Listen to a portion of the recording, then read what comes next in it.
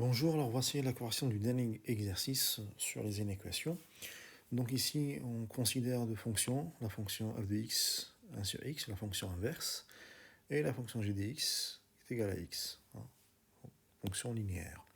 Donc là, la première question, elle est de la calculatrice, résoudre graphiquement l'inéquation f de x inférieur ou égal à g de x. Alors, moi, cet exercice, je vous l'avais donné sur Go Formative, donc il n'y avait pas la calculatrice, mais il y avait un logiciel de dessin. Donc on va l'utiliser. Donc voici le logiciel du dessin graphique. Donc là, vous aviez vos axes. Et ici, il fallait mettre vos fonctions. Donc, on va d'abord mettre 1 sur x. Alors voilà comment on procède.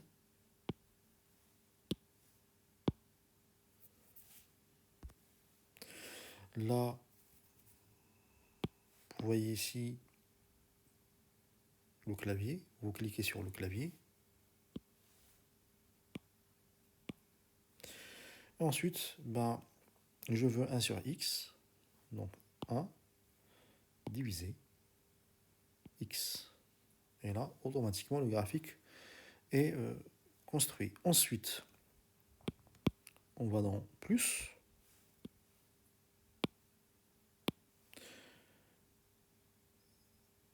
Expression. L'autre, c'était x. Je mets tout simplement x. Et voilà. Alors, pour bien visualiser, on essaie d'agrandir un petit peu. Et voilà. Donc, ici, en rouge, c'est f de x. Et en bleu, c'est g de x. Donc, on me demande de résoudre graphiquement l'inéquation f de x inférieure ou égale à g de x.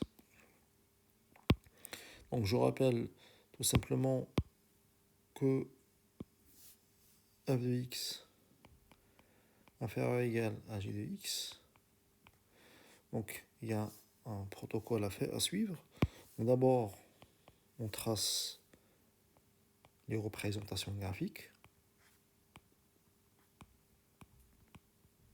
Donc ça, c'est fait. Et deuxième point, on cherche les abscisses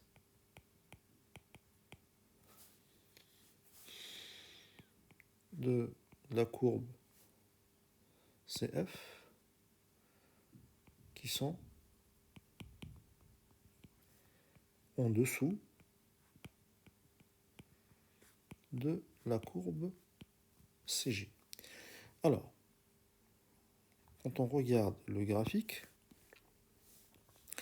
la courbe elle est en dessous de la courbe de F, elle est en dessous ici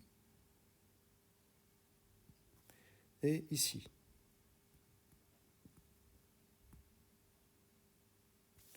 Alors ça veut dire qu'elle est en dessous dans cet intervalle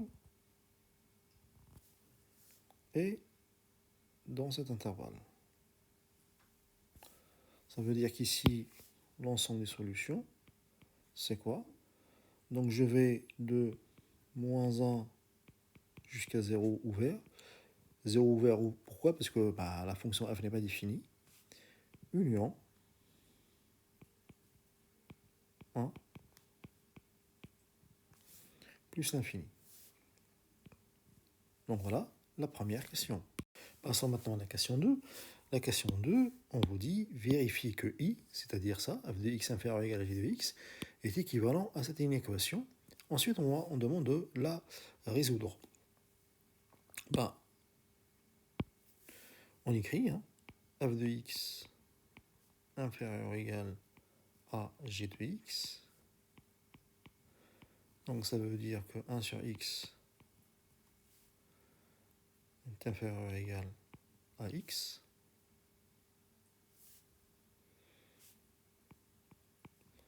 On met au même dénominateur, donc on aura avant de mettre, on regroupe, donc inférieur ou égal à 0.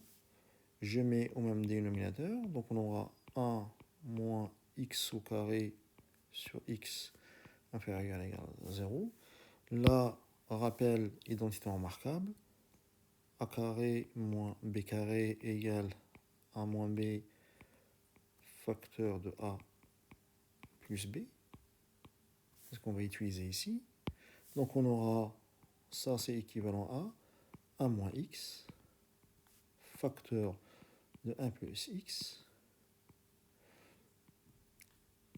inférieur ou égal à 0. Ensuite, on me demande de la résoudre. Donc là, on va utiliser les tableaux.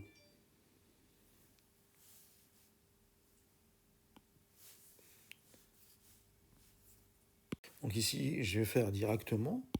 Donc on a les valeurs de x, moins l'infini plus l'infini. On a 1 moins x, on a 1 plus x, on a x et on a notre expression. 1 moins x au carré divisé par x. Alors, les valeurs qui annulent. On a 1 moins x s'annule pour 1, 1 plus x s'annule pour moins 1, x s'annule pour 0. Donc on aura moins 1 qui va annuler 1 plus x. Et comme il se trouve au numérateur, il annule la fraction. 0 qui annule x, mais comme il est au dénominateur, c'est la valeur interdite. Et vous avez 1 qui annule 1 moins x, et comme il est au numérateur, il annule la fraction. Ici, pour le premier, a égale moins 1.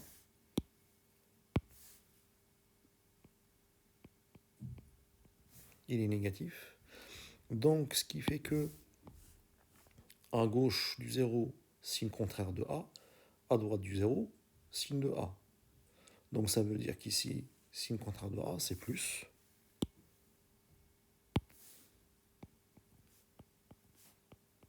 Signe de a, moins. Ici, a égale 1. On a plus x, c'est-à-dire plus 1x, on n'écrit pas. Donc, la même chose. À gauche du 0, signe contraire de a. À droite du 0, signe de a. Donc, on va avoir signe contraire de a moins signe de a. Ben, x, c'est évident, c'est positif quand il est plus grand que 0, négatif plus petit que 0, et on applique la règle. Plus par moins, ça fait plus, plus, moins, plus, moins, moins. Alors, f de x plus petit inférieur ou égal à g de x est équivalent à cette inéquation inférieur ou égal à 0.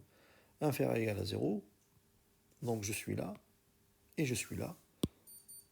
Donc on est dans cette partie-là, et dans cette partie-là. Et on voit bien que ça correspond à ce qu'on avait trouvé par lecture graphique. Et voilà pour cet exercice.